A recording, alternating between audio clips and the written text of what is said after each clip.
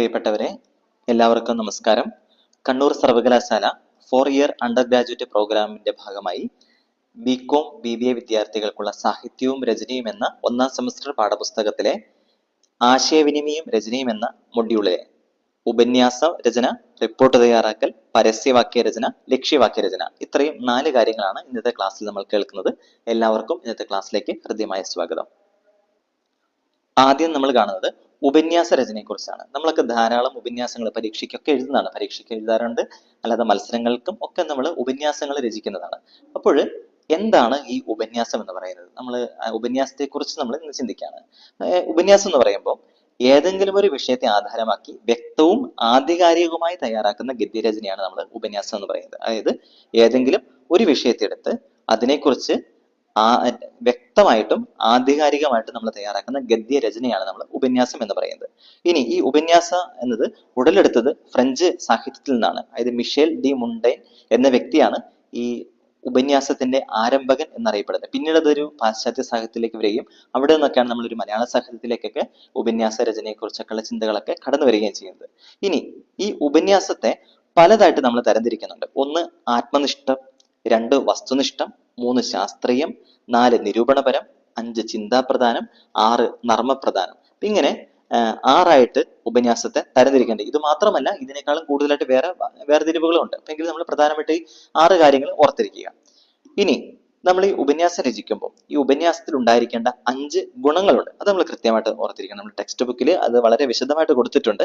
അതിന്റെ വളരെ ചുരുക്ക രൂപം ഞാൻ ഇവിടെ പ്രതിപാദിക്കാം. അപ്പോൾ ഉപന്യാസത്തിൽ ഉണ്ടായിരിക്കേണ്ട 5 ഗുണങ്ങളാണ്. ഒന്നാമത്തെയാണ് ഏകാഗ്രത.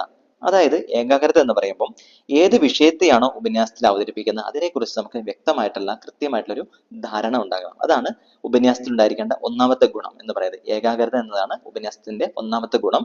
എന്ന് വെച്ചാൽ ഏകാഗ്രത എന്ന് വെച്ചാൽ ഏത് വിഷയത്തെയാണോ നമ്മൾ ഉപന്യാസത്തിൽ അവതരിപ്പിക്കുന്നത് അതിനെക്കുറിച്ച് കൃത്യവും വ്യക്തമായിട്ടുള്ള ധാരണ നമുക്ക് ഉണ്ടാകണം എന്നുള്ളതാണ്.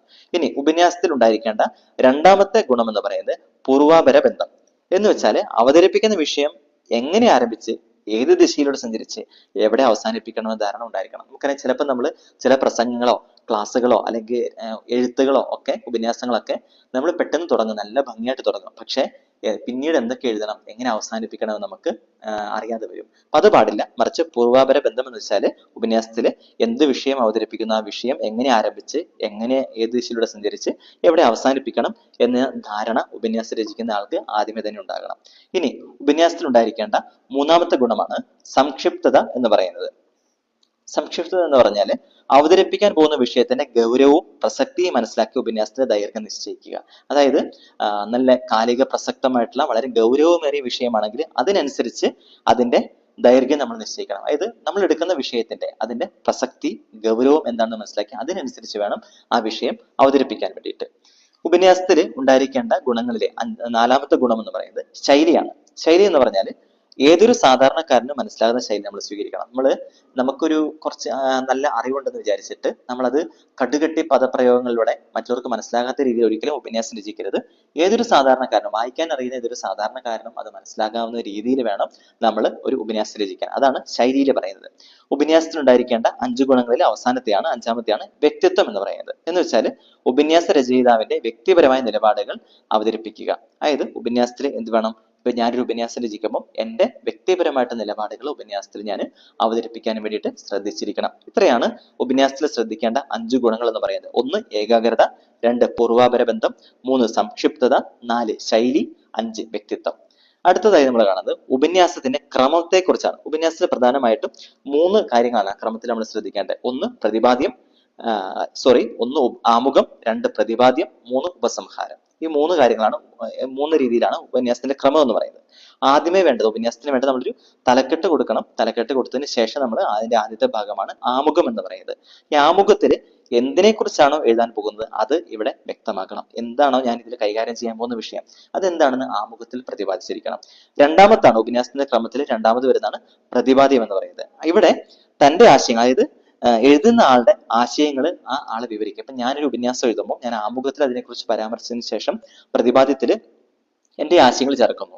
ഇനി ഇവിടെ ആശയങ്ങളെ വിശദീകരിക്കാൻ വേണ്ടിയിട്ട് ഉപശീർഷകങ്ങൾ, നമ്മൾ ഈ ഉപന്യാസത്തിന്റെ ഒരു തലക്കെട്ട് ആദ്യമേ കൊടുത്തിട്ടുണ്ട്. അപ്പൊ അതിനോട് യോജിക്കുന്ന എന്റെ ആശയങ്ങൾ പ്രതിപാദിക്കാൻ വേണ്ടി, കൊടുക്കാൻ വേണ്ടി, പകർന്നു കൊടുക്കാൻ വേണ്ടിയിട്ട് അതിൻ്റെതായ ഉപശീർഷകങ്ങൾ നമുക്കിവിടെ ചേർക്കാൻ വേണ്ടി പറ്റും. അതുപോലെ തന്നെ എന്റെ ആശയങ്ങൾ അവിടെ അവതരിപ്പിക്കും. അത് ക്രമമായിട്ട് വേണം ഞാൻ അവിടെ അവതരിപ്പിക്കാൻ വേണ്ടിയിട്ട്. അതോടൊപ്പം തന്നെ നമ്മൾ അവതരിപ്പിക്കുന്ന കാര്യങ്ങളൊക്കെ, നിലപാടുകളൊക്കെ വ്യക്തമാക്കാൻ വേണ്ടിയിട്ട് അതിനോട് ചേർന്ന് പോകുന്ന ഉദ്ധരണികളും ഉദാഹരണങ്ങളും ഒക്കെ ചേർത്തിട്ട് വേണം ഈ ഭാഗം മുന്നോട്ട് കൊണ്ടുപോകാൻ വേണ്ടിയിട്ട്.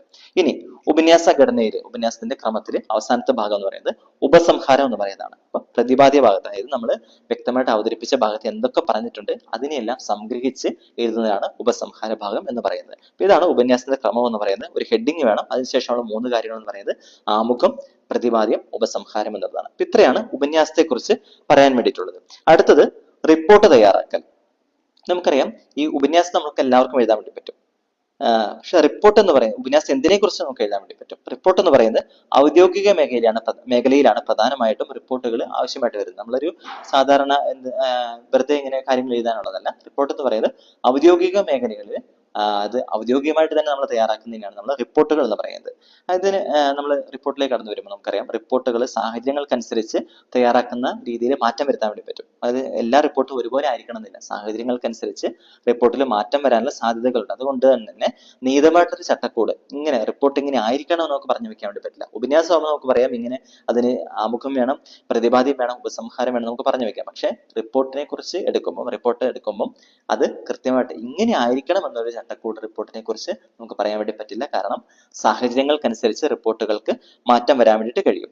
ഇനി റിപ്പോർട്ട് എന്ന് പറയുമ്പോൾ അത് ഒരു സാങ്കല്പിക കഥയല്ല. നമ്മൾ സങ്കല്പിച്ച് കഥാരൂപത്തിൽ എഴുതുന്ന ചില കാര്യങ്ങളല്ല റിപ്പോർട്ട് എന്ന് പറയുന്നത്. അതിനാൽ തന്നെ ഇതിൽ എന്ത് പാടില്ല, വ്യക്തിപരമായിട്ടുള്ള അഭിപ്രായ പ്രകടനങ്ങൾ റിപ്പോർട്ടിൽ ഒരിക്കലും കൊണ്ടുവരാൻ വേണ്ടി പാടില്ല. കാരണം എന്ന് പറയുന്നത് അതൊരു സാങ്കല്പിക കഥയോ ഒന്നുമല്ല, അത് ഒരു ഔദ്യോഗികമായിട്ട് തയ്യാറാക്കുന്ന ഒരു കാര്യമാണ്. അതുകൊണ്ട് തന്നെ നമ്മളുടെ വ്യക്തിപരമായിട്ടുള്ള അഭിപ്രായ പ്രകടനങ്ങൾ റിപ്പോർട്ടിൽ കൊണ്ടുവരാൻ വേണ്ടിയിട്ട് കഴിയില്ല.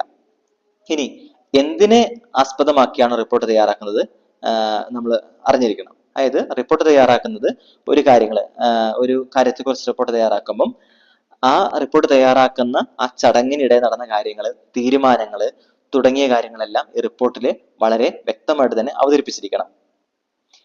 ഇനി റിപ്പോർട്ടിലെ ഭാഷ എന്ന് പറയുന്നത്, റിപ്പോർട്ടിലെ ഭാഷ നമ്മൾ സാധാരണ സംസാര ഭാഷയൊന്നുമല്ല റിപ്പോർട്ടിൽ കൊണ്ടുവരേണ്ടത്, മറിച്ച് ഔദ്യോഗികമായിരിക്കണം റിപ്പോർട്ടിലെ ഭാഷ എന്ന് പറയുന്നത്.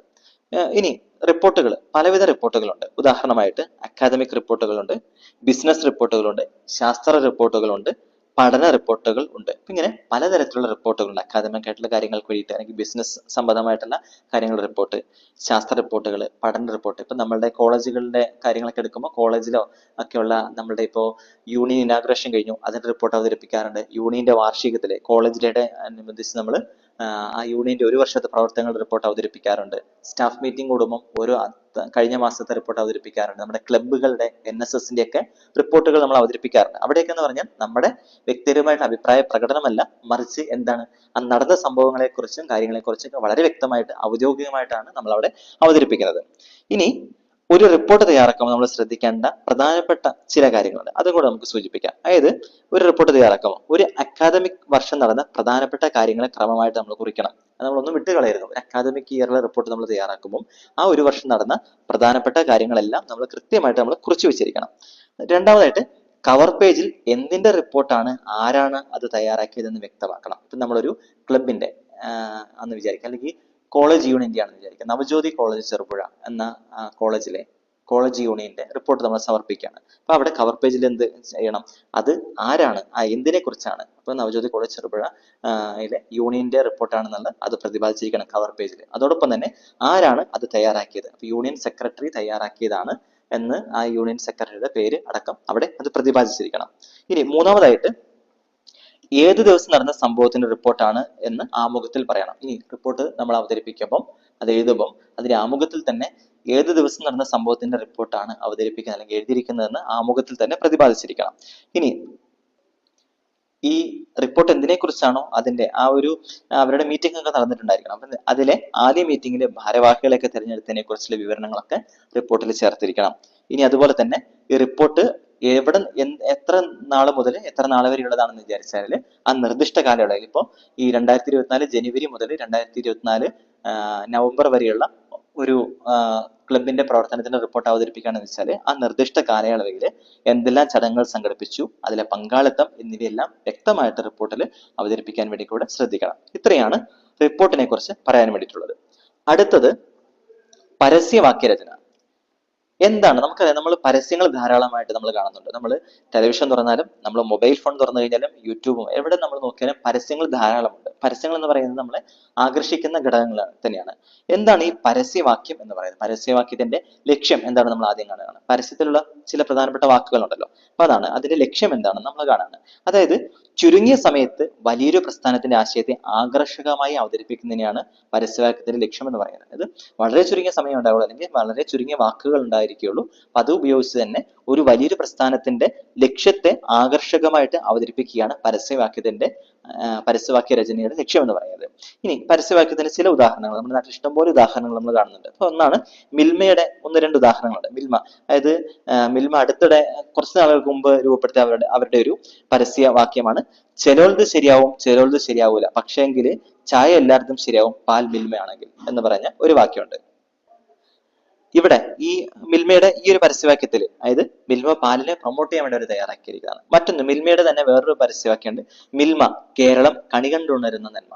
അത് അതിൽ തന്നെയുണ്ട്. അതായത് പ്രഭാതത്തിൽ നമ്മുടെ വീടുകളിലേക്കൊക്കെ മിൽമ പാൽ എത്തിക്കുന്നു, അല്ലെങ്കിൽ നമ്മൾ പോയിട്ട് വാങ്ങുന്നു. അപ്പൊ കേരളം കണി കണ്ടുകൊണ്ടിരുന്ന നന്മ, അതായത് അത്രയ്ക്ക് ആകർഷണീയമായിട്ട് നമ്മൾ തോന്നുക, മലയാളികളെ ആകർഷിക്കുന്ന രീതിയിൽ അത് തയ്യാറാക്കിയിരിക്കുകയാണ്. ഇതിങ്ങനെയാണ് പരസ്യവാക്യങ്ങൾ തയ്യാറാക്കിയിരിക്കുക. അതായത് ഒരു പ്രസ്ഥാനത്തിന്റെ എല്ലാ ലക്ഷ്യങ്ങളെയും ഉൾക്കൊള്ളിച്ചുകൊണ്ട് ചുരുങ്ങിയ വാക്കുകൾ ഉപയോഗിച്ചുകൊണ്ട് തയ്യാറാക്കുന്നതാണ് നമ്മൾ ഈ പരസ്യവാക്യത്തിൽ നമ്മൾ കാണുന്നത്.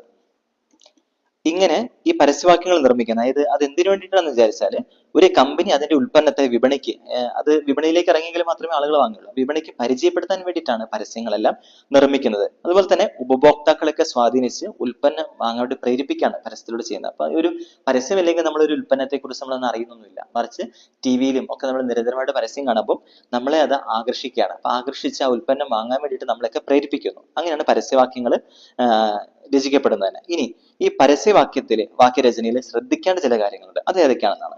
ഒന്നാമതായിട്ട് അത് ഏത് തരം ഉപഭോക്താക്കളാണ് ലക്ഷ്യം വെക്കേണ്ടതെന്ന് തിരിച്ചറിയണം. അതായത് പരസ്യവാക്യം രചിക്കുമ്പോൾ ഏത് തരം ഉപഭോക്താക്കൾക്ക് വേണ്ടിയിട്ടുള്ളതാണെന്ന് അത് മനസ്സിലാക്കി അതനുസരിച്ച് തിരിച്ചറിഞ്ഞ് വേണം രചിക്കാൻ വേണ്ടിയിട്ട്. രണ്ടാമതായിട്ട് നമ്മൾ പരസ്യവാക്യ രചനയിൽ ശ്രദ്ധിക്കേണ്ടത് സാധാരണ ഭാഷയിൽ അവതരിപ്പിക്കണം. അതായത് പെട്ടെന്ന് ആളുകൾക്ക് മനസ്സിലാക്കാവുന്ന സാധാരണ ഭാഷയിൽ അവതരിപ്പിച്ചെങ്കിൽ മാത്രമേ ആളുകൾ ശ്രദ്ധിക്കുകയുള്ളൂ. മൂന്നാമതായിട്ട് പരസ്യവാക്യം രചിക്കുമ്പോൾ ആകർഷണീയമായിട്ട് രചിക്കണം. ഇപ്പൊ മിൽമ കേരളം കണി കണ്ടുകൊണ്ടിരുന്ന നന്മ എന്ന് പറഞ്ഞ് ഇങ്ങനെ ഇതേപോലെ ആകർഷണീയമായിട്ട് വളരെ പെട്ടെന്ന് തന്നെ ആളുകളെ ആകർഷിക്കുന്ന രീതിയിൽ തന്നെ പരസ്യവാക്യങ്ങൾ രചിക്കണം. നാലാമതായിട്ട് തെളിവുകൾ അവതരിപ്പിക്കണം. അതായത് ഇങ്ങനെ പരസ്യവാക്യം രചിച്ച് പരസ്യം കൊടുക്കുമ്പോൾ എന്താണ് ഇത് ഉപയോഗിച്ച് ഉൽപ്പന്നം ഉപയോഗിച്ച് കഴിഞ്ഞാൽ ആളുകൾക്ക് ഇഷ്ടപ്പെട്ടതിനെ കുറിച്ചുള്ള തെളിവുകളും കൂടി അവതരിപ്പിക്കണം. അതുപോലെ അഞ്ചാമതായിട്ട് പരസ്യവാക്യ രചനയിൽ ശ്രദ്ധിക്കേണ്ട അഞ്ചാമതായിട്ടുള്ള കാര്യം എന്ന് പറയുന്നത് ആളുകളെ രസിപ്പിക്കുന്നതും ചിന്തിപ്പിക്കുന്നതുമായിട്ട് പരസ്യങ്ങളാകണം. അതായത് ഇങ്ങനെ വളരെ ഇങ്ങനെ സീരിയസ് ആയിട്ടുള്ള പരസ്യങ്ങൾ പെട്ടെന്ന് ശ്രദ്ധിച്ചൊന്നും വരില്ല, മറിച്ച് വളരെ രസകരമായിട്ട് അതുപോലെ തന്നെ ശ്രദ്ധിക്കാൻ പറ്റുന്ന രീതിയിൽ അതുപോലെ തന്നെ നമ്മളെ ചിന്തിപ്പിക്കുന്ന രീതിയിലൊക്കെ പരസ്യവാക്യങ്ങളൊക്കെ അവതരിപ്പിച്ചു കഴിയുമ്പോൾ ഉൽപ്പന്നം പെട്ടെന്ന് തന്നെ വിറ്റുപോകാനും അത് ആളുകളെ ഒത്തിരിയധികമായിട്ട് ആകർഷിക്കാനും സാധ്യതയുണ്ട്.